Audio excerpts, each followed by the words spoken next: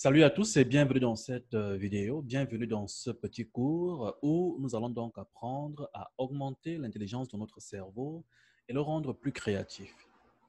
Alors, en informatique, la créativité est indispensable. Si vous n'êtes pas créatif en informatique, vous allez demeurer dans la catégorie des autocopieurs. Donc, ce que j'appelle en fait les informaticiens autocopieurs, que j'appelle également des secrétaires, ce sont ces personnes, voilà, qui sont dépourvues de la capacité de créer. Et cela est souvent dû au fait qu'il y a au moins l'une des deux parties de leur cerveau qui ne fonctionne pas. La première, c'est le centre de l'intelligence de leur cerveau, c'est-à-dire l'intelligence humaine, qu'on appelle l'hippocampe. On verra cela tout à l'heure. Et la deuxième partie, c'est la partie la plus sensible. OK? C'est la partie la plus intéressante. Il s'agit en fait du cortex frontal. Alors, dans ce cours, nous allons donc voir comment permettre à ce que notre cerveau puisse avoir cette capacité-là d'apprendre plus vite et de mémoriser plus vite, plus efficacement également. Lorsque vous avez atteint ces deux objectifs, vous pouvez donc vous permettre de faire énormément de choses. Pour ceux qui me connaissent, pour ceux qui me suivent un peu, vous savez que maintenant, apprendre pour moi, c'est un peu comme, je peux dire, c'est un peu comme une passion, j'ai l'enfant, parce que je pensais à un moment donné que j'ai appris tellement de choses que, voilà, mon cerveau ne peut plus accueillir d'autres choses. Vous savez, il y a un moment de votre vie où vous allez vous rendre, c'est-à-dire où vous allez croire que vous tournez en rond. Alors, moi, ça m'est arrivé il y a cela très longtemps. J'étais encore au lycée lorsque c'est arrivé pour la première fois. Et la deuxième fois, c'est lorsque j'étais arrivé à l'université après ma première certification internationale. Donc, c'est à cette époque-là que je me suis posé la question de savoir comment je peux faire pour devenir plus intelligent. Parce qu'à l'école, je n'étais pas vraiment intelligent. Donc, contrairement à ce que beaucoup d'entre vous peuvent croire, je n'ai jamais été premier de la classe. J'ai déjà été peut-être troisième une fois. Mais les autres fois, j'étais vraiment l'élève moyen. C'est-à-dire en classe, je tournais surtout à l'école primaire. Voilà, si je ne suis pas, par exemple, 15e, je suis 20e. Si je ne suis pas 20e, je suis 12e, des choses comme ça. Là. Donc, vous voyez, en fait, j'étais moyen.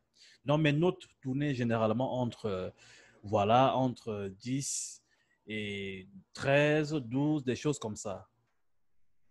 À un moment donné, et surtout lorsque je suis arrivé à l'université, je me rappelle encore, c'était ma première année, c'est là où j'ai décidé de prendre des choses en main parce que je me suis dit, j'ai un rêve. Et mon rêve était très grand. Vous voyez, la vision que j'ai jusqu'à présent, je l'ai développée depuis la classe de terminale jusqu'à présent. Mais je me suis dit, avec ma capacité intellectuelle, je ne sais pas si je vais y arriver, puisque je me comparais toujours aux autres, en fait. C'est-à-dire, vous savez, et c'est l'erreur que nous faisons tous. C'est-à-dire, pour savoir, pour déterminer si nous sommes intelligents, on se compare à d'autres personnes. Donc, on se dit, comme celui-ci connaît ces choses et que moi, je ne connais pas, par conséquent, je suis moins intelligent que lui. Et à l'école, c'est généralement comme ça. Et c'est en ce moment-là que j'ai décidé d'étudier ce qu'on appelle la neuroscience. Et j'ai décidé également d'étudier la Bible. Vous savez, en fait, comme vous le savez, je vous ai toujours dit cela, c'est-à-dire, moi, je me considère comme une machine. Et celui qui m'a fabriqué a laissé un manuel d'utilisation. Et ce manuel d'utilisation, c'est la Bible pour moi. Cependant, pour que je puisse comprendre ce qui est expliqué dans la Bible scientifiquement, puisque mon apprentissage humain est lié à mon cerveau, or mon cerveau ne peut, comment dirais-je, interpréter des informations que lorsqu'il a une explication scientifique. Or, la science a été développée par la même puissance qui a écrit la Bible. Il s'agit du grand créateur. Alors, cependant, j'ai donc commencé donc à étudier ces deux domaines, c'est-à-dire la science, parce que je savais que pour comprendre ce qui est, vous savez, la plupart des personnes, lorsqu'ils lisent la Bible ou c'est pas n'importe quel livre voilà, religieux, je parle beaucoup plus de la Bible parce que dans la Bible, on investit beaucoup de foi. Lorsque la personne lit cela, la personne se dit, OK, j'ai compris et je vais juste obéir. Et comme j'obéis juste, j'ai la foi, alors que ça n'a absolument rien à voir. Vous ne pouvez pas exercer une foi sur ce que vous ne comprenez pas. C'est impossible. OK? Donc, si je dis demain, ceci va se produire, c'est parce que je sais que cela va se produire. Et je le sais parce que scientifiquement, c'est prouvé que cela va se produire. Donc, si je dis demain, le soleil va se lever, parce que je sais que le soleil se lèvera demain. OK? Puisque cela, c'est scientifiquement prouvé. OK? Bref, ça, ce n'est pas le sujet. C'est juste pour vous faire comprendre, en fait, que pour pouvoir comprendre quelque chose qui est expliqué, comment dirais-je, dans la Bible, je parle des explications, OK? Je ne parle pas d'autre chose, OK? Donc, il est tellement meilleur, en fait, d'essayer de comprendre cela scientifiquement également, comment cela est produit. Donc, c'est le pourquoi de ma recherche et ça m'a permis de comprendre énormément de choses. Et grâce à cela, j'ai développé mon cerveau de telle sorte à ce qu'il s'adapte à tout type d'apprentissage. Et c'est pourquoi vous voyez que je peux enseigner n'importe quoi aujourd'hui. Parce que pour apprendre, c'est-à-dire ma vitesse d'apprentissage, elle est tellement élevée. Okay? Vous voyez, pour ceux qui me suivent, par exemple, dans les réseaux sociaux, sur YouTube. Vous avez vu que j'ai même commencé à... C'est comme ça, lorsque j'ai réussi à faire cela, j'ai commencé même à, comment dirais-je, à implémenter ça dans plusieurs autres domaines que je croyais, par exemple, que moi, je ne peux pas faire. OK? Si on me disait un jour que je peux faire dans la nage professionnelle, un jour, je n'allais même pas y croire. Si on me disait un jour que je peux apprendre à jouer du piano en une semaine, je n'allais même pas y croire. OK? Mais vous voyez dans les vidéos que je poste sur YouTube, vous voyez, je fais de la nage professionnelle, je fais du piano, etc., etc. Et il y a beaucoup de choses comme ça dans lesquelles je me suis exercé. C'est comme ça que j'ai ouvert également mes recherches au niveau de l'intelligence artificielle, de la mécanique, de la robotique et plusieurs autres choses encore. C'est pourquoi vous voyez également que dans le hacking, je me suis également focalisé ou encore je me suis également intéressé à la nanotechnologie, à l'intelligence artificielle liée aux nouvelles technologies, les smart cards et bien d'autres. Voilà pourquoi aujourd'hui, chacune de mes formations, chacun de mes programmes de formation sera toujours quelque chose de créatif, d'innovant. Pourquoi? Parce que j'ai positionné mon cerveau à cette fréquence-là. Maintenant, la question se pose, c'est comment faire cela? Alors, tout d'abord, il faut d'abord comprendre ce que c'est que l'intelligence. OK? Alors, je ne vais pas aller dans les termes scientifico-techniques, des choses comme ça. C'est-à-dire, je vais vraiment rester en fait dans le b.a.-ba pour que chacun puisse comprendre. OK? Donc, l'intelligence, si vous voulez comprendre ce que c'est que l'intelligence, c'est tout simplement la faculté d'apprendre et de mémoriser. C'est-à-dire, le pouvoir que vous avez, ou encore la force que vous avez à apprendre, la force fois la vitesse, ainsi que la force que vous avez à mémoriser, force fois la vitesse. Donc, c'est tout ça qui forme en fait ce qu'on appelle l'intelligence. Mais il s'agit de quelle intelligence? Il y a trois types d'intelligence, OK? Avant de dire que je suis intelligent, OK? Donc, il y a trois types d'intelligence. Déjà, tout le monde naît avec au moins les deux types ces deux types d'intelligence en fait. Donc, tout le monde naît avec deux types d'intelligence. Il y a l'intelligence humaine et l'intelligence spirituelle. Donc, voilà les deux types d'intelligence avec lesquels nous tous nous venons au monde en fait. Lorsque nous venons au monde, on vient tous avec ces deux intelligences. Alors, les trois types d'intelligence OK, que vous avez donc sont les suivants. Vous avez tout d'abord l'intelligence humaine. Alors, c'est quoi l'intelligence humaine? L'intelligence humaine est cette intelligence-là dont l'apprentissage et la mémoire est basée sur le cerveau. Et la partie du cerveau qui gère l'apprentissage et votre mémoire, on l'appelle l'hippocampe. OK? En anglais, c'est hippocampus. OK? Donc, et cette intelligence, c'est-à-dire l'intelligence qui est située dans votre cerveau, dans l'hippocampe, ne peut pas créer. Donc, vous ne pouvez pas vous baser sur cette intelligence-là pour créer. Lorsque je dis pour créer, ça veut dire quoi? Ça veut dire que vous développez quelque chose qu'il n'existait pas à partir d'une nouvelle idée créatrice. Ce qu'on appelle idée créatrice, c'est toute idée que vous recevez par l'inspiration. C'est ce qu'on appelle une idée créatrice. OK? Donc, voilà par exemple quelqu'un qui voit un arbre devant lui. Ça c'est un exemple que je donne. Quelqu'un voit un arbre devant lui. Vous voyez? Disons que c'est le premier homme sur Terre. Il voit l'arbre devant lui. Chaque jour, il s'asseyait sur le sol. OK? Lorsqu'il va chasser pour comment dirais-je, chasser un peu de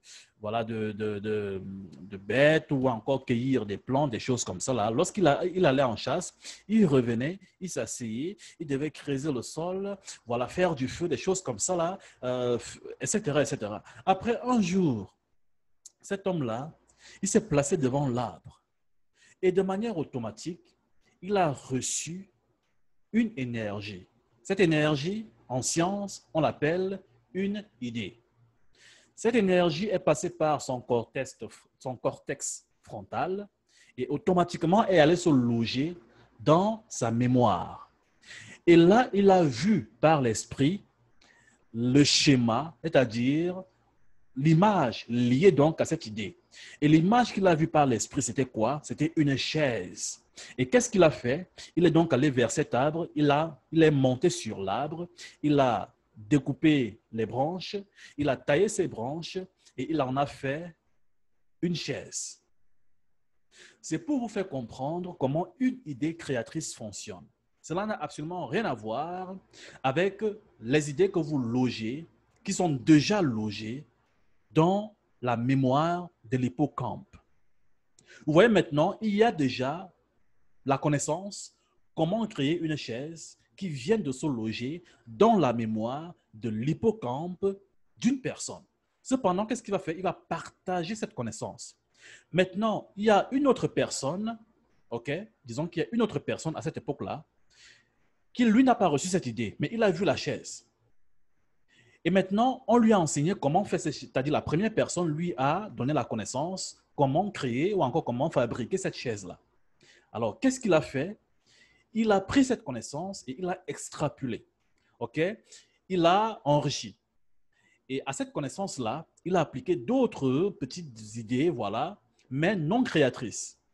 Et de la chaise, il a créé, par exemple, un tabouret. Du tabouret, il a créé une table, etc., etc., etc. Vous voyez, c'est juste pour vous faire comprendre que la deuxième personne a maintenant une connaissance. Okay? Elle a reçu une connaissance et de sa connaissance, elle a produit des choses. Okay? C'est-à-dire, elle a fabriqué d'autres chaises, etc., etc. La deuxième personne n'a rien créé. La deuxième personne n'a fait qu'utiliser une connaissance afin de la répliquer en sa forme physique. Donc, cette forme d'intelligence-là que la deuxième personne a eue, on l'appelle l'intelligence humaine. C'est ce que nous tous, nous allons chercher à l'école. Donc, tout ce qu'on vous a appris à l'école, c'est tout ce qui ne vous permet pas de créer. Voilà pourquoi la majeure partie des personnes qui ont fréquenté ne font qu'au maximum dans l'invention. Vous savez, l'invention, ce n'est pas de la création. L'invention, c'est emmagasiner des idées, des connaissances afin de produire quelque chose, voilà, comment dirais d'extra, comment dirais c'est un peu ça l'invention, ok? Donc, l'invention et la création, c'est deux choses totalement différentes, ok? Voilà pourquoi aujourd'hui, celui qui a inventé, par exemple, l'immeuble, s'est inspiré de ceux qui ont bâti, par exemple, des tentes auparavant. Et ceux qui ont bâti des tentes se sont inspirés à ceux qui ont commencé à mettre des bambous, des choses comme ça. Donc, voilà comment cette connaissance, comment dirais, s'est enrichie. Donc, c'est la première personne qui reçoit une idée créatrice et qui en fait quelque chose de tangible. C'est elle qui a reçu une forme d'intelligence, ou encore c'est elle qui a reçu en fait ce qu'on appelle une inspiration ou une idée créatrice. Et l'intelligence qui est utilisée pour pouvoir recevoir ce type d'idée, c'est l'intelligence spirituelle, encore appelée la sagesse. On y reviendra tout à l'heure. Donc, L'intelligence humaine ne vous permet pas de créer. Elle vous permet tout simplement d'emmagasiner des connaissances supplémentaires. Voilà. Et voilà pourquoi parfois Einstein se moquait de ce dont on parlait en disant que voilà, ils sont intelligents parce qu'ils connaissent, parce qu'ils ont des connaissances en certaines choses. Avoir des connaissances ne fait pas de vous quelqu'un d'intelligent. Mais dans la science, dans le monde actuel, c'est ce qu'on qualifie d'intelligence humaine. OK? Alors, lorsque vous pouvez donc développer quelque chose à partir de rien, alors là, on peut dire que vous avez créé quelque chose. Je dis bien à partir de rien. L'intelligence, comment dirais-je, spirituelle, c'est le fait de créer quelque chose à partir de rien. Il n'y a que l'esprit qui peut faire cela. Le corps ne peut pas le faire. La machine ne peut pas le faire. Il n'y a que l'esprit qui peut le faire. On y reviendra tout à l'heure. Donc, ça, c'est le premier type d'intelligence et c'est ce qui est donc lié à votre cerveau. L'apprentissage et la mémoire située dans l'hippocampe. OK? Alors, ce n'est pas parce que l'intelligence humaine ne peut pas créer, voilà qu'on va dire dès qu'elle ne sert à rien, jamais de la vie. L'intelligence humaine est très importante, ok? Parce que si vous ne l'avez pas, vous ne pouvez pas recevoir de connaissances humaines. Par exemple, lorsque je dis connaissance, une connaissance humaine, par exemple, ce sont des choses qui existent. Un peu comme je vous parlais en fait de jouer du piano, de la guitare, des choses comme ça. Voilà, que j'ai appris aussi facilement et que je maîtrise jusqu'à ce que je suis en train de jouer des chansons bien connues. C'est-à-dire, vous savez un peu, lorsque quelqu'un, comment dirais-je, ce que je vois généralement lorsque quelqu'un veut apprendre du piano et qui n'a jamais fait, c'est-à-dire du piano ou bien de la musique, parce que jusqu'à aujourd'hui, même les choses, les do, ré, mi, fa, si, la, les choses comme ça, je ne maîtrise même pas. OK? Mais vous déposez un piano devant moi, vous lancez une musique de votre choix et en 3 jours, je reproduis la musique au piano sans regarder le clavier. Donc, lorsque, comment dirais-je, vous prenez l'intelligence humaine et que vous la jetez à la poubelle, vous ne pouvez plus apprendre ces connaissances existantes. Et c'est plus facile d'apprendre des connaissances existantes puisqu'elles sont déjà logées dans d'autres mémoires. Donc, voilà donc en ce qui concerne en fait l'intelligence humaine. Et il y a une chose que vous devez savoir, c'est que dans l'hypo, c'est-à-dire dans tout votre corps, c'est-à-dire tout ce qui existe, qui est tangible sur Terre et qui vit, est composé de ce qu'on appelle des cellules. On y reviendra tout à l'heure. Donc, deuxième catégorie d'intelligence, ou encore deuxième, un instant s'il vous plaît.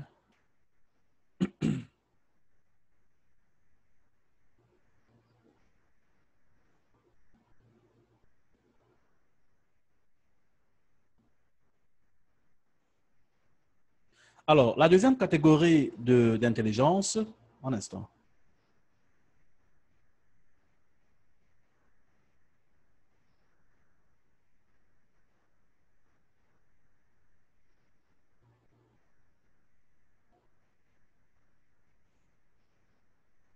La deuxième catégorie d'intelligence, excusez-moi, c'est l'intelligence artificielle.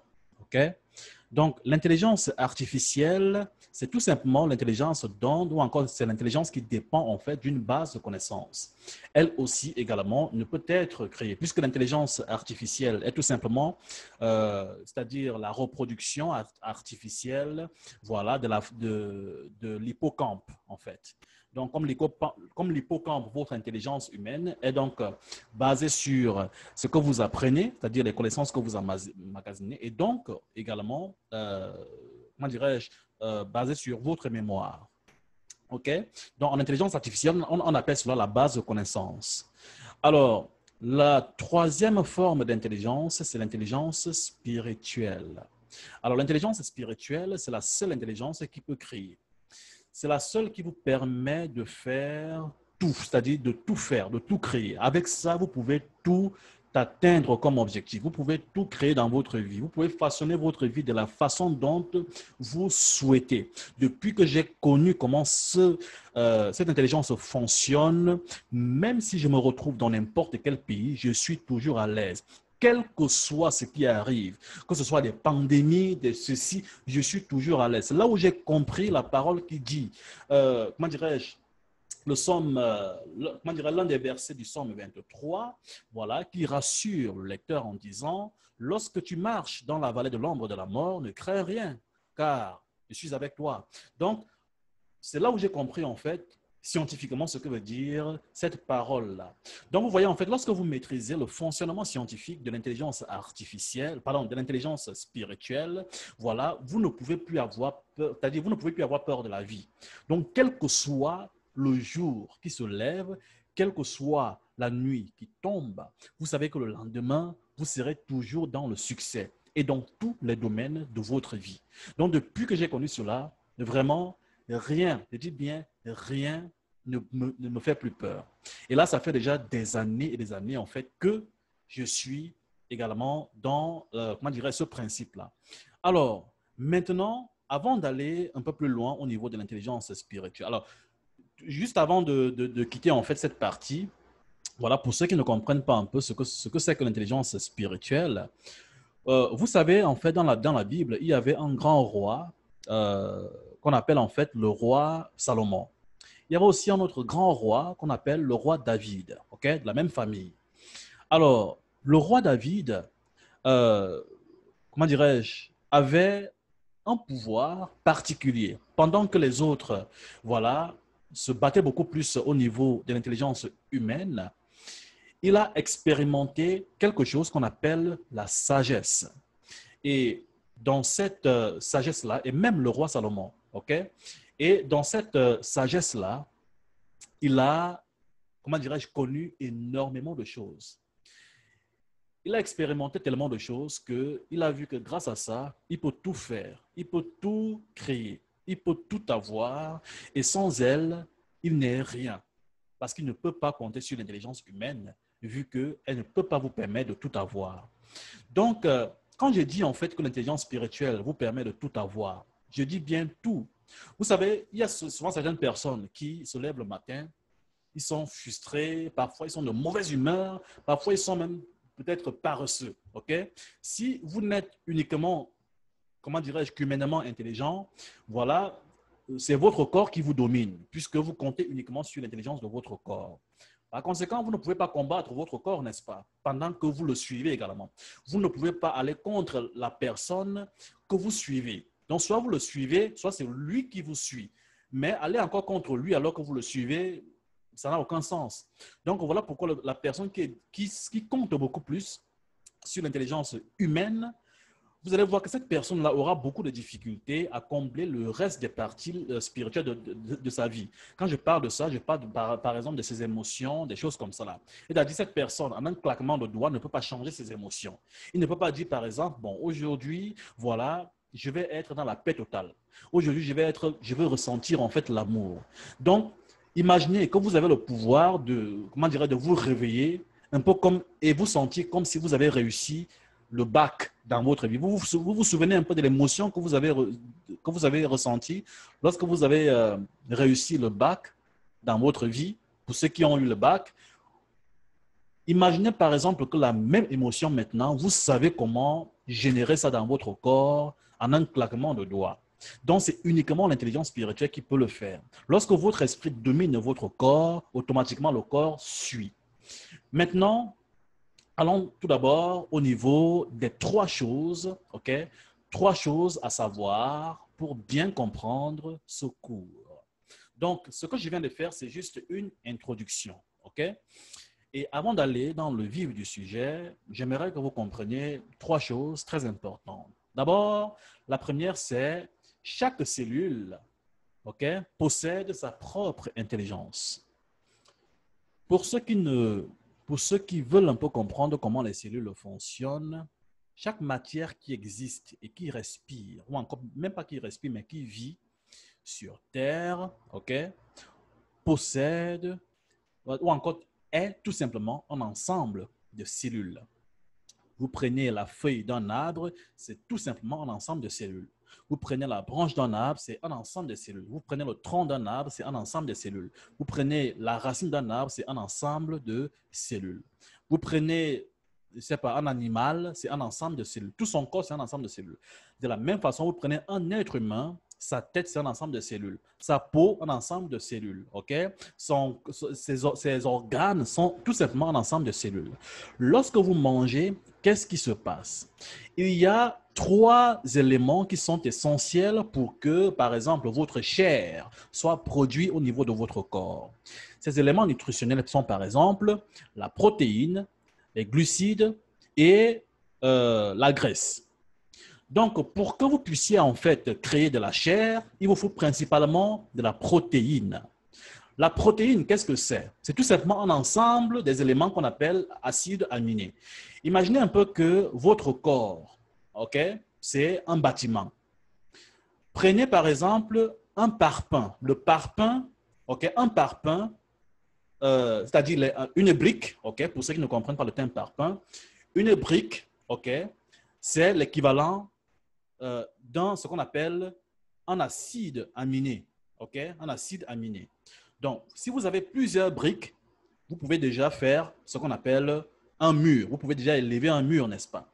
Donc, lorsque vous avez un ensemble de briques, on repart maintenant en science, lorsque vous avez un ensemble d'acides aminés, ça vous fait une protéine. Maintenant, lorsque vous avez un ensemble de protéines, ça vous fait une fibre de chair, c'est-à-dire ça forme une chair. Maintenant, qu'est-ce qui forme les acides aminés? Ce sont les cellules. Ce qui veut dire quoi? Il y a cellules, après il y a acides aminés, puis il y a protéines, puis il y a la chair. C'est comme ça que tout être vivant est constitué. Voilà pourquoi vous voyez que les gens qui font dans le sport mangent beaucoup de protéines. Ceux qui font dans le basketball, par exemple, vous les voyez même souvent parfois, pendant les matchs, ils boivent les œufs crus pendant les matchs. Et lorsqu'ils partent également en salle de sport, ils ont toujours, voilà, soit des protéines ou des œufs crus dans leur shaker. Et ils boivent cela. Pourquoi? Parce que pendant les matchs, ils détruisent la chair. Donc, à chaque fois que vous faites le sport, vous détruisez la chair. Donc, maintenant, après le sport, vous avez intérêt à regagner cette chair-là, c'est-à-dire à la reconstituer. Si vous ne la reconstituez pas, cette chair, elle est déjà, comment dirais-je, déchiquetée, donc le corps va l'éjecter. Et là, c'est là où vous allez voir que vous allez devenir maigre, ok? Et comme ils ne veulent pas cela, donc ils reconstruisent cette chair-là en buvant les protéines, les œufs, des choses comme ça. Et lorsque, regardez ce qui se passe maintenant, lorsque la chair se reconstruit, elle se reconstruit avec plus de cellules qu'avant.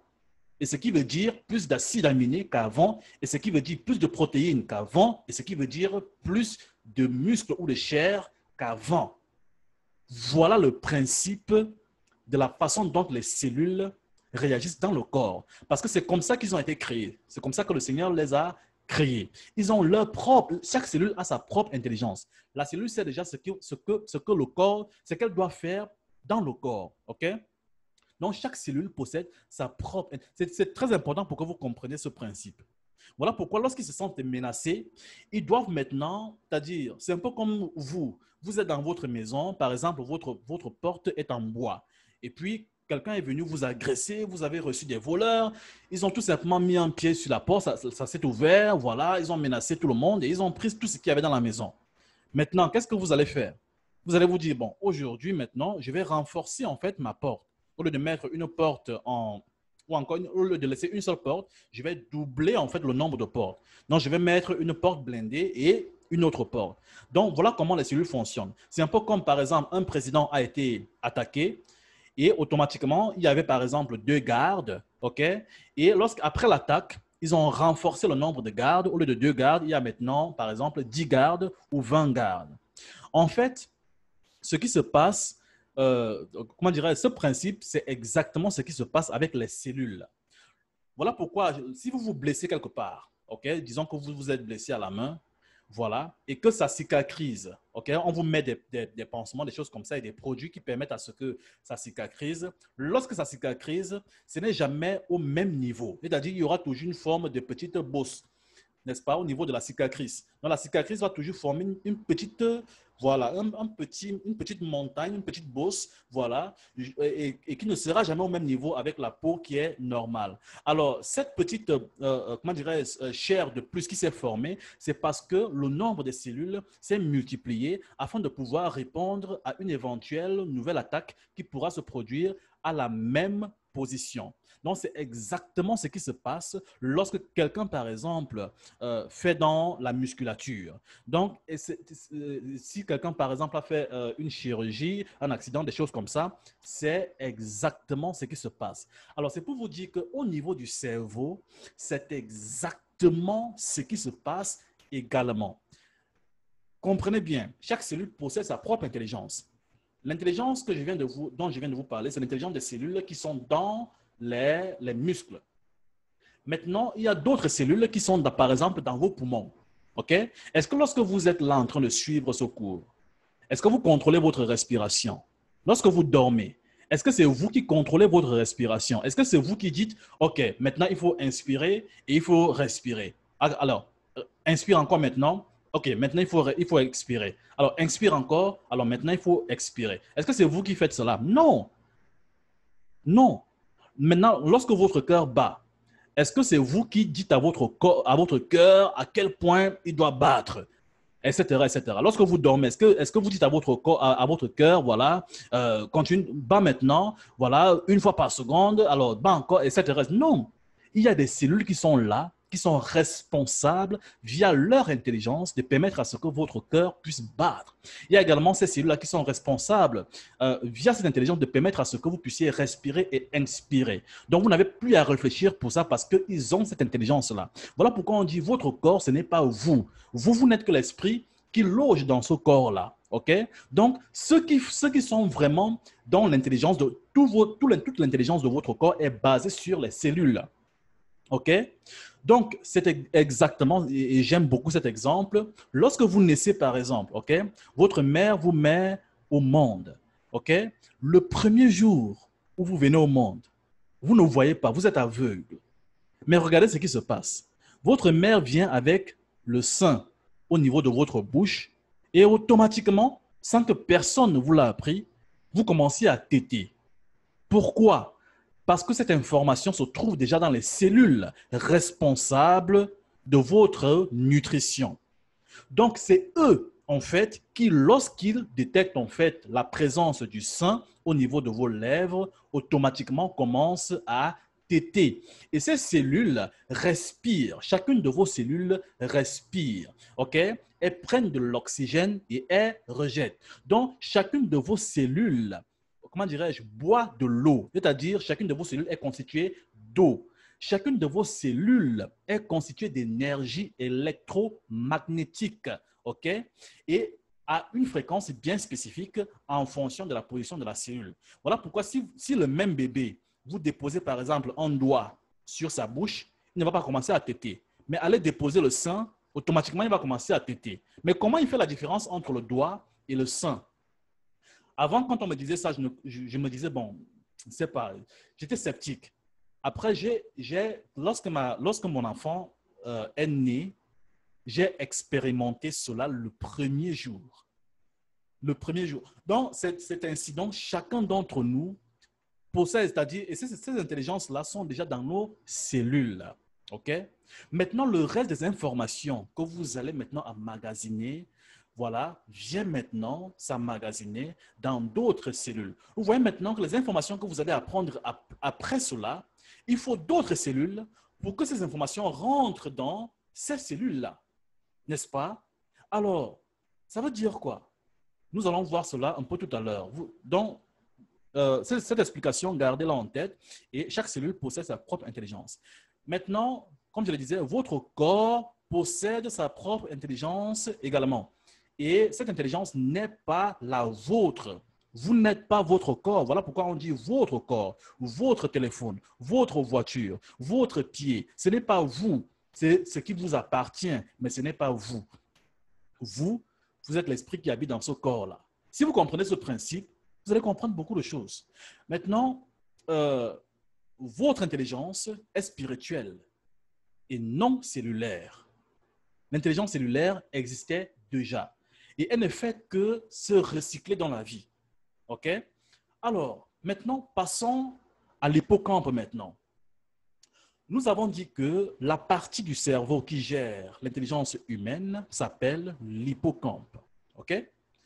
Alors, comment dirais-je, elle fonctionne? Sa force dépend en fait du nombre de neurones disponibles. Alors, c'est quoi une neurone? OK?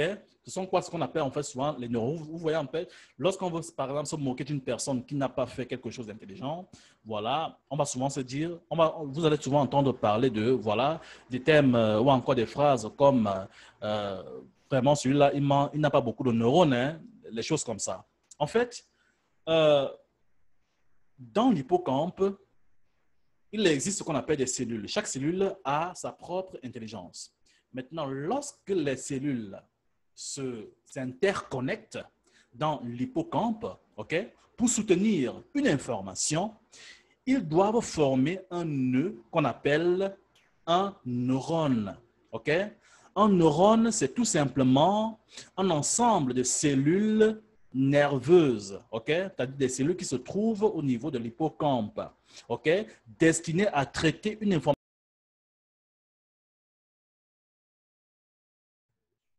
On a été un peu coupé, mais ce n'est pas grave. Donc, je vais relancer le partage. Alors, comme je le disais donc, OK? Comme je le disais donc, un neurone, un instant. Un neurone, c'est un ensemble de cellules destinées à traiter une information bien spécifique. Par exemple, aujourd'hui, vous apprenez à jouer de la guitare. Avant, il n'y avait pas cette connaissance dans votre cerveau. Vous savez ce qui se passe? C'est que si vous apprenez à jouer de la guitare aujourd'hui, votre cerveau est obligé d'utiliser soit des neurones ou encore de nouvelles neurones comment dirais-je, qu'il va associer à cette connaissance, à cette nouvelle connaissance. OK? Un instant, je vais tout d'abord arrêter ma petite vidéo. Un instant, s'il vous plaît.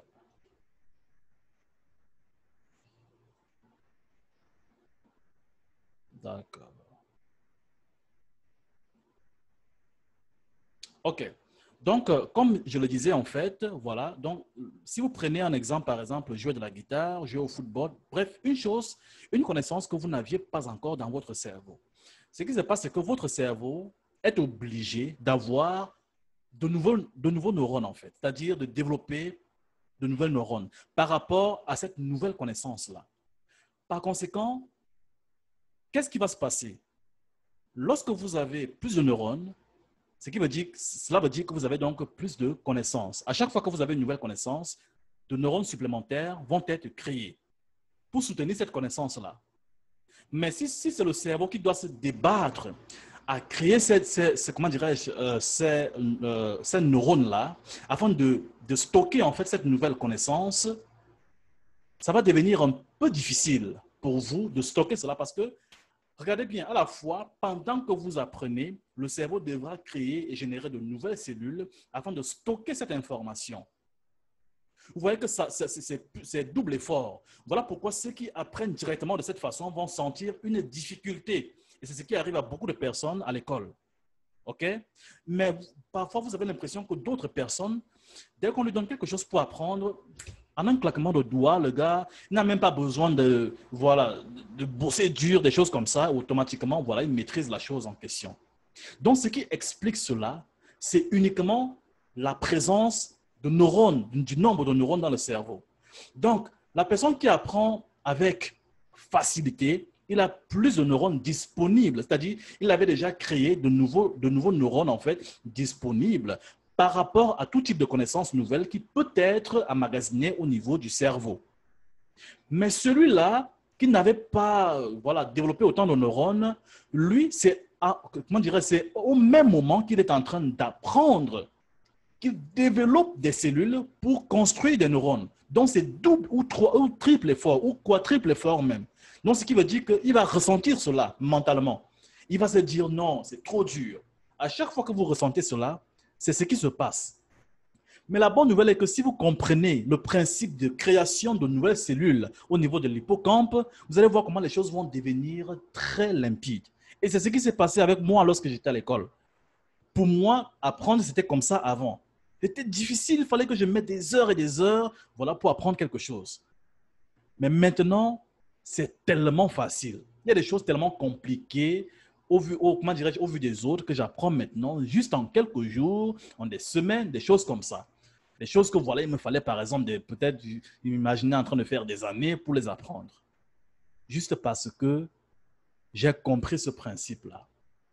Donc, plus de neurones égale plus de cellules neuronales, encore appelées cellules nerveuses, okay? Ce qui veut dire plus d'intelligence et donc plus de mémoire. Okay? Imaginez par exemple que vous avez un seau d'eau, okay? Un seau rempli d'eau. Cependant, vous avez également un seau vide, okay? Qui est disponible quelque part.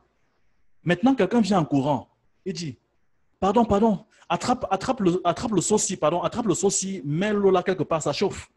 Maintenant, vous avez déjà un seau entre vos mains, un seau rempli d'eau entre vos mains. Donc, qu'est-ce que vous devez faire pour que vous puissiez donc prendre le deuxième seau qui est en train de venir avec l'eau chaude? Donc, vous êtes obligé de vider d'abord, de vider en fait, voilà le seau que vous avez et de prendre en fait le seau qu'il a automatiquement pour mettre dedans. Imaginez maintenant que vous n'avez même pas de seau. Donc, vous êtes obligé d'aller acheter d'abord un seau avant de mettre l'eau qui est en train de venir. Donc, si vous n'avez pas compris cet exemple, prenons un autre exemple. OK? Imaginez par exemple que vous avez 2 beignets dans votre main. OK? Et maintenant, on doit vous donner en fait un gâteau. Mais vos mains sont déjà occupées. Qu'est-ce que vous allez faire? Vous êtes obligé en fait de prendre ou encore d'appeler quelqu'un, voilà, pour vous aider à, comment dirais-je, transporter le gâteau. Alors que si une des mains était ouverte ou encore libre, il vous suffira tout simplement de tendre la main et de prendre le gâteau. Donc, c'est exactement ce qui se passe avec le cerveau, avec les neurones. Si vous avez des neurones qui sont disponibles et que vous voulez accueillir de nouvelles connaissances, automatiquement, le cerveau va directement stocker ces connaissances dans des neurones qui sont déjà disponibles. Mais si ces neurones ne sont pas disponibles, qu'est-ce qui se passe? Vous devez attendre que votre cerveau puisse créer ces neurones-là avant de stocker ces informations. Donc, c'est exactement ce qui se passe lorsque quelqu'un veut apprendre quelque chose et qui se rend compte que c'est difficile. En fait, ce n'est pas vous le problème. Tout le monde est intelligent. Tout le monde possède cette capacité à produire des neurones. Si vous commencez maintenant à bien appliquer ce que je vais vous montrer tout à l'heure, et c'est tellement facile, vous allez voir comment il sera en fait très facile pour vous d'apprendre n'importe quoi. Je dis bien n'importe quoi, sans avoir besoin que quelqu'un vienne vous enseigner voilà, des choses compliquées, des choses comme ça, etc. Parce que, en fait, moi, ce qui m'a fait m'intéresser beaucoup plus à la neuroscience, c'est lorsque je me suis posé la question de savoir, OK, quelles sont les personnes qui sont les pères, par exemple, de la connaissance? J'ai commencé à prendre comme ça au hasard. Pythagore, Einstein, Beethoven, etc. Après, je dis, OK, comment ils ont fait pour apprendre? Regardez, hein, comment eux, ils ont fait pour apprendre. Si vous maîtrisez comment eux, ils ont fait pour apprendre, automatiquement, vous pouvez faire comme eux et apprendre aussi sans que personne ne vienne vous enseigner. Maintenant, ceux qui enseignent cette connaissance ont ajouté maintenant des détails pour essayer de vous faciliter l'apprentissage. Voilà pourquoi ils ont commencé à mettre les do, ré, mi, fa, si, la, machin truc. Moi, j'ai dit non. Je dois utiliser mon cerveau et l'adapter de telle manière à ce que j'utilise exactement la même technique que celui qui est le père de cette connaissance-là. Ce qu'on appelle le père d'une connaissance, c'est celui qui a reçu l'idée créatrice par rapport à cette connaissance-là. Donc, je préfère donc, comment dirais-je, utiliser la même méthode que lui. Et lorsque vous utilisez cette méthode-là, ça va encore plus vite. Voilà pourquoi vous avez souvent l'impression que les autodidactes sont plus forts que les personnes qui ont passé des années à se former dans les universités.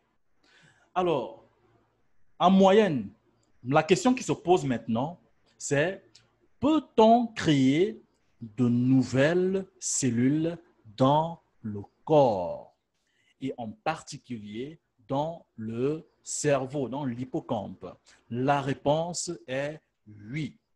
Je vous ai tout simplement fait, comment dirais-je, je vous ai donné un petit exemple avec le sport, c'est l'un des moyens les plus efficaces de créer de nouvelles cellules. On y reviendra tout à l'heure. Lorsque vous subissez un dommage, par exemple une blessure, voilà, au niveau du bras, du pied, je ne sais où, après un petit accident, ou bien une écorchure, ou bien vous êtes blessé avec un couteau, ce que le corps est obligé de faire, c'est de développer de nouvelles cellules afin de permettre à ce que la chair qui a été découpée puisse être renforcée, puisse être reproduite. Et pour que cela se passe, le corps va produire plus de cellules nécessaires par rapport à, comment dirais-je, pour que cette chair-là revienne. Et voilà pourquoi lorsque cette chair revient, elle revient avec plus de chair. On est au point où la cicatrice devient un peu comme une petite bosse. Donc, voilà un peu comment cela se passe. Donc, les cellules, pour que cela soit renouvelé, c'est très facile avec le corps. Maintenant, il faut savoir parce que chaque cellule est différente. Okay? Les cellules qui sont dans vos organes sont différentes des cellules qui sont dans votre cerveau, qui sont différentes des cellules qui sont au niveau de votre bras, qui sont différentes des cellules qui existent au niveau de vos cheveux, de votre peau. Voilà pourquoi on ne traite pas la peau de la même façon. Même la peau du visage, on ne la traite pas de la même façon qu'on traite la peau, je sais pas, du reste du corps. Voilà, on ne traite pas, par exemple, la langue, comme on traite par exemple la paume de main, des choses comme ça, parce que les cellules sont différentes les unes des autres. Par exemple, vous ne pouvez pas goûter avec votre bras, avec votre main, mais vous pouvez goûter avec la langue. Donc, qu'est-ce qui fait cela? C'est parce que les cellules de la langue, en fait, ont une intelligence particulière qui vous permet de transmettre, en fait, le goût. Aucune cellule ne peut faire ça à part les cellules de la langue. OK? À part s'il y a des personnes qui ont la possibilité de goûter avec les mains, mais on sait que c'est uniquement avec la langue qu'on goûte. Donc, c'est pour vous dire que chaque cellule a sa propre intelligence, qu'on a fait des choses que d'autres cellules ne font pas parce que chacun a son rôle. Il y a des cellules qui sont là uniquement pour vous faire pousser les ongles des pieds, des mains, des cheveux, des choses comme ça là. Okay? Et c'est eux les cellules les plus résistantes. Okay? Voilà pourquoi lorsque quelqu'un meurt, okay, 2 semaines ou 3 après, ses ongles continuent de pousser, ses cheveux continuent de pousser. Pourquoi? Parce que les cellules, comment dirais-je, eux, ils ont continué à vivre. Ils ont leur oxygène, ils ont leur mémoire, ils ont leur intelligence, etc., etc. Voilà. C'est uniquement lorsque leur énergie électromagnétique, puisqu'il dépend également de la vôtre, lorsqu'elle se termine, c'est là où ils sont obligés d'aller vers le sol, voilà, pour se ressourcer. Voilà. Et ils vont partir vers les plantes, des choses comme ça là, et la vie se recycle. Donc, voilà comment cela se passe au niveau de... Maintenant, nous allons voir, après ceci, comment créer de nouvelles cellules très facilement et de nouveaux neurones. Alors, ce que vous devez tout d'abord savoir, c'est qu'en moyenne, 700 neurones en moyenne sont créés dans l'hippocampe chaque jour. Mais ce nombre est très bas pour, comment dirais-je, créer voilà, de nouvelles, pour, par exemple, supporter de nouvelles connaissances et développer de nouvelles intelligences, et donc ne peut donc pas significativement augmenter votre capacité intellectuelle, mais c'est également ce qui explique, excusez-moi pour la petite faute de frappe, ce qui explique pourquoi, voilà, on devient plus intelligent en vieillissant. Pourquoi? Parce qu'on a emmagasiné quand même un nombre de neurones chaque jour. OK? Donc, 700 neurones chaque jour, voilà. Par exemple, lorsque vous atteignez 50 ans ou 60 ans, voilà, ça devient quand même un nombre important. Voilà, vous commencez à voir la vie d'une autre manière. Pourquoi? Parce que vous avez tellement emmagasiné de neurones disponibles. OK? Donc, voilà donc en ce qui concerne en fait cela. Alors, maintenant, allons dans un peu de pratique, OK? Dans la phase pratique en fait de ce cours. Alors, comment augmenter l'intelligence de votre cerveau? OK? Comment augmenter l'intelligence de votre cerveau? Comme je l'ai dit tout à l'heure, donc nous avons déjà vu que l'intelligence de notre cerveau dépend de l'hippocampe. Et l'hippocampe est le centre de l'intelligence de notre cerveau, puisque c'est là qu'on retrouve en fait tous les neurones liés donc à l'apprentissage. Et je rappelle qu'un neurone, c'est un ensemble de cellules comment dirais-je, nerveuse, voilà, disponible pour recevoir de nouvelles connaissances liées donc à l'apprentissage et de les mémoriser également. Donc, plus on a de neurones disponibles, plus ça devient très facile et très smooth, c'est-à-dire très limpide pour l'information de rentrer, quelle que soit sa capacité. Si c'est juste une petite information, il n'y a pas de problème. Donc, les 700 neurones qu'on produit naturellement par jour peuvent suffire. Mais si c'est quelque chose de complexe que vous êtes en train d'apprendre, mais que vous voulez que ça devienne facile pour vous, si vous voulez que toute chose complexe devienne facile, c'est-à-dire elle l'air facile pour vous, vous devez tout simplement avoir un grand nombre de neurones disponibles au niveau de votre hippocampe. Et maintenant, qu'est-ce qui peut nous permettre d'augmenter le nombre de cellules et donc de neurones dans l'hippocampe? La première, c'est le sport. Le sport, c'est la première des choses que vous devez mettre dans vos activités. Je ne vous demande pas de faire un sport de 2 heures, 3 heures par jour, avec souvent 15 minutes ou 30 ou tout au plus, vous parvenez à atteindre un objectif assez important. Alors, ceux qui sont déjà avancés dans le sport, là, vous pouvez aller un peu plus loin, OK?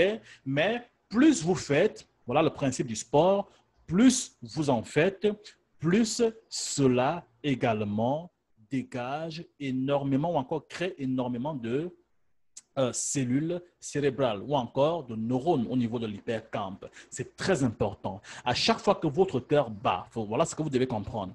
À chaque fois que votre cœur bat, il envoie des signaux au cerveau pour lui faire comprendre que nous avons besoin de plus de personnes. Pourquoi? Parce que nous sommes en train de dépenser beaucoup d'énergie électromagnétique. Par conséquent, il faudrait qu'on ait plus de personnes revitalisées après cet exercice de sport. Le cerveau automatiquement comprend le signal et il produit plus de cellules. Et il en produit partout, en commençant d'abord de manière concentrée au niveau du cerveau. Voilà pourquoi vous avez souvent l'impression, après le sport, que vous avez revitalisé votre cerveau, votre esprit. C'est-à-dire, c'est comme si vous êtes de bonne humeur, c'est-à-dire tout est frais, voilà, en vous. En fait, c'est parce que de nouvelles cellules ont été générées et par conséquent, ça devient plus facile pour vous, voilà, de pouvoir absorber quoi que ce soit. Quand je dis absorber quoi que ce soit, c'est quel que soit le stress, ça va au niveau des mémoires de stress. Si c'est par exemple, voilà, si c'était par exemple, je sais pas, n'importe quelle émotion, voilà, automatiquement, cette émotion se fond, voilà, dans les nouvelles cellules. Donc, automatiquement, vous ne ressentez presque plus rien de négatif, mais tout ce que vous ressentez, c'est uniquement quelque chose de positif, OK? Et en faisant du sport, ça va d'abord commencer par consommer, en fait, vos cellules, voilà, qui vous permettent de faire des exercices. Une fois que l'énergie de ces cellules est déjà déplitée, le corps va attaquer les cellules qui ont le plus d'énergie. Et vous savez, en fait, la plupart des personnes emmagasinent beaucoup plus d'énergie électromagnétique liée à la peur, au stress, à la paresse, comment dirais-je, il y a beaucoup de choses comme ça qui sont négatives, OK? Mais ce sont des énergies. Et même la haine est une énergie. Le fait d'être fâché, voilà, contre quelqu'un, bien contre tout le monde, c'est une énergie. Donc, et elle est stockée dans vos cellules. Ce n'est pas quelque chose, voilà, qui danse comme ça. C'est stocké dans vos cellules, OK? Le corps, c'est un ensemble de cellules. Donc, si vous êtes fâché et que vous générez l'énergie de la haine, elle est stockée au niveau de vos cellules. Ce qui fait que lorsque vous faites du sport, le corps est obligé d'utiliser cette énergie-là, de la dépenser pour que vous puissiez donc faire le sport, c'est-à-dire pour vous rendre énergétique au niveau du sport. OK? Et voilà pourquoi vous avez l'impression que si vous étiez stressé, fâché, etc., lorsque vous finissez le sport, vous êtes zen, vous êtes motivé, vous êtes, je ne sais pas, voilà. Et bizarrement, le corps n'utilise pas l'énergie de la créativité pour la dépenser dans le sport parce que c'est une énergie créatrice. Il faut une énergie qui dépense, ou encore qui soit, voilà, on qualifie souvent cela de négatif, ok, qui peut être absorbé. C'est ce qu'on appelle une énergie négative. Donc, quand on dit énergie négative, ça ne veut pas dire que c'est une mauvaise énergie. Ça veut dire tout simplement que c'est une énergie qui peut être dépensée. Mais toute énergie qui peut être dépensée au lieu de créer n'est pas forcément bien pour le corps. Voilà pourquoi tout ce qui est haine, tout ce qui est, c'est pas, comment dirais-je, jalousie, des choses comme ça, là, instabilité mentale, des choses comme ça, lorsque vous la dépensez dans le sport, vous ne restez qu'avec des énergies créatrices, c'est-à-dire des énergies positives, un peu comme l'amour, la paix, comment dirais, la motivation, etc., etc. OK? Donc, voilà donc en ce qui concerne en fait le sport. Donc, à chaque fois que vous le faites, et lorsque vous avez donc dépensé ces énergies-là, OK, et déplité en fait comment dirais-je, ces cellules de leur énergie, qu'est-ce que le corps est obligé de faire? Il est obligé de créer de nouvelles cellules pour les remplacer. OK? Et quand le corps crée de nouvelles cellules, elle ne crée pas seulement des cellules dans un seul endroit. Elle crée de nouvelles cellules partout. Et c'est ce qui veut dire également dans l'hippocampe.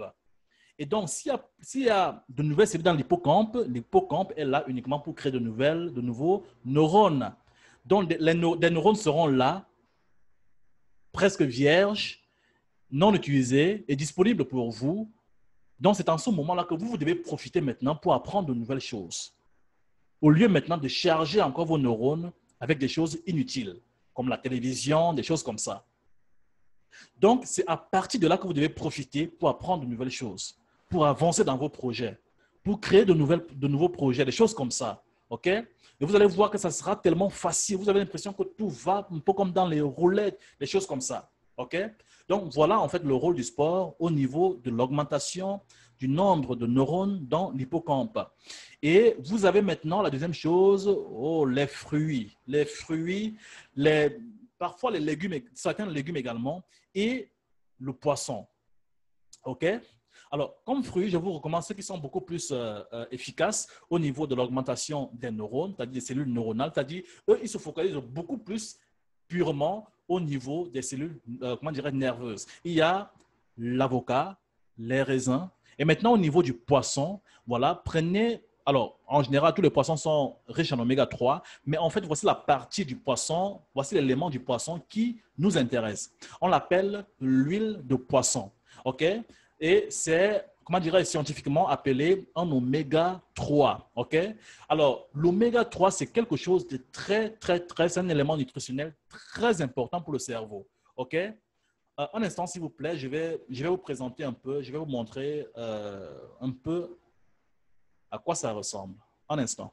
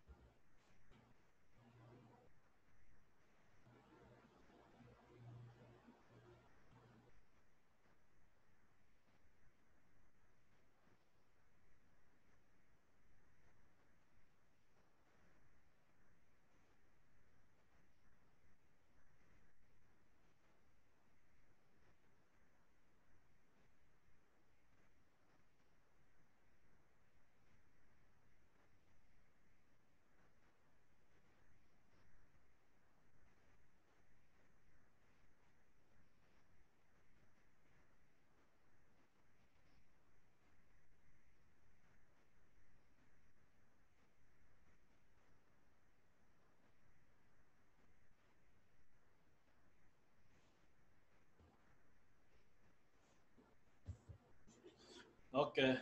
Désolé. Alors, on repart.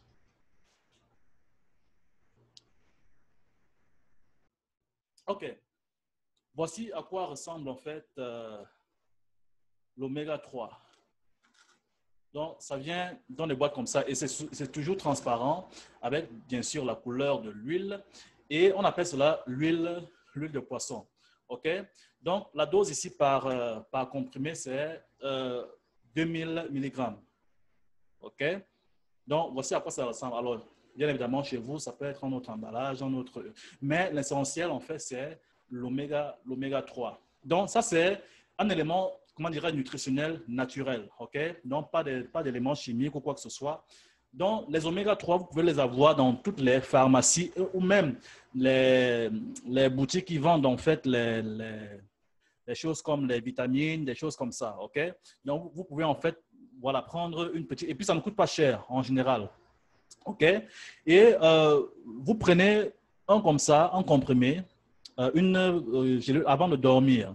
Vous prenez un oméga 3 avant de dormir. En fait, pourquoi je paye ceci, pourquoi je prends ceci, au lieu de manger, en fait, bien sûr, je mange du poisson, je mange beaucoup, beaucoup de poisson. Mais en général, cette dose-là, c'est-à-dire 2000 mg, pour l'avoir, il faut que je mange au moins, je pense, c'est combien de poissons? Entre 8 et 12 poissons.